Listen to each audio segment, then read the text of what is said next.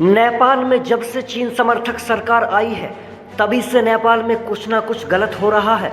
नेपाल में इतनी सारी परेशानियां कभी एक साथ नहीं आई हैं।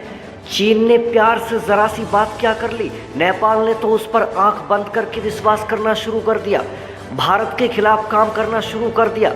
लेकिन अब नतीजा भुगतने का समय आ गया है। जिस भारत से रोटी और बेटी का रिश्ता था उसी को धोखा देकर नेपाल की सरकार ने चीन को सब कुछ करने की छूट दे दी और इसी गलती की वजह से नेपाल अब बेवजह मारा जा रहा है।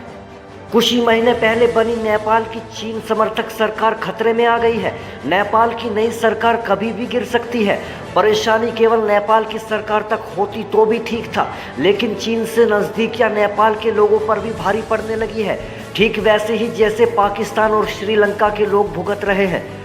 आप ये जानकर हैरान हो जाएंगे कि चीनी पैसों से बने प्रोजेक्ट अब नेपाल के लिए सरदर्द बन गए हैं। चीन के बनाए गए लगभग सभी प्रोजेक्ट नेपाल को रत्ती भर कमाई नहीं हो रही। इनके अलावा इन प्रोजेक्ट की वजह से नेपाल पर चीनी कर्जा बढ़ता जा रहा है। अंदेशा जताया जा रहा है कि नेपाल की पाकिस्तान श्रीलंका के जैसे चीनी जाल में फंसता जा रहा है। भारत लगातार नेपाल को समझाता रहा, लेकिन नेपाल ने बिना सोचे समझे चीन को प्रोजेक्ट की मंजूरी दे दी।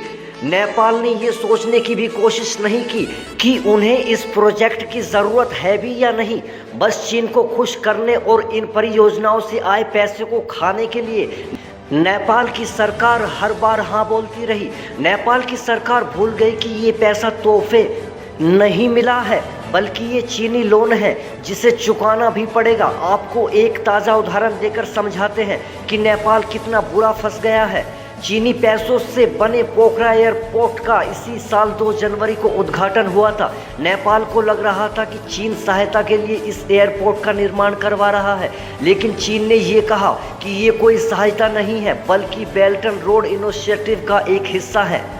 चीन का ये बयान सुनकर नेपाल के पैरों के नीचे से ज़मीन खिसक गई है।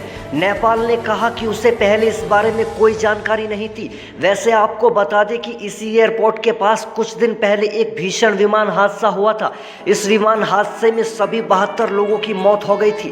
पोखरा इंटरनेशनल एयरपोर्ट के अलावा नेपाल में अभी और 2 प्रमुख योजनाएं तैयार हुई हैं। इन परियोजनाओं को भी चीन तैयार कर रहा है। इनमें से एक भैरवा में गौतम बुद्ध अंतर्राष्ट्रीय हवाई अड्डा है और दूसरा राजधानी काठमांडू में चौभर ड्राइव पोर्ट। ये योजनाएं भी पूरी तरह से फेल हो चुकी हैं। यहाँ से नेपाल को कोई कमाई नहीं हो रही। नेपाल की चीन की मदद से बनाई गई इस बेवजह की परियोजनाओं से एक और बड़ा नुकसान हुआ है। जिस तरह से नेपाल ने बिना सोचे समझे इन प्रोजेक्ट को बनवाया है, उससे अंतर्राष्ट्रीय समुदाय में नकारात्मक संदेश गया है। ऐसे में नेपाल को जब ज़रूरी बुनियादी ढांचे में बड़ी निवेश की आवश्यकता होगी, तब कोई भी शायद नेपाल को पैसा निवेश करने का जोखिम नहीं उठाएगा। बहरहाल इन सभी के बीच नेपाल में राजनीतिक संकट एक बार फिर गहरा गया है। नेपाल के प्रधानमंत्री पुष्प कमल दहल प्रचंड की सरकार पर खतरा मंडराने लगा है। प्रचंड की सरकार से पूर्व प्रधानमंत्री KP शर्मा ओली की पार्टी ने अपना समर्थन वापस ले लिया है। आपको बता दें कि पुष्प कमल दहल प्रचंड और KP शर्मा ओली दोनों ही चीन के इशारों पर काम करते हैं, लेकिन अब इन दोनों में ही लड़ाई हो चुकी है। कहना मुश्किल है कि भारत का विरोध करने वाली ये सरकार कब तक चलेगी।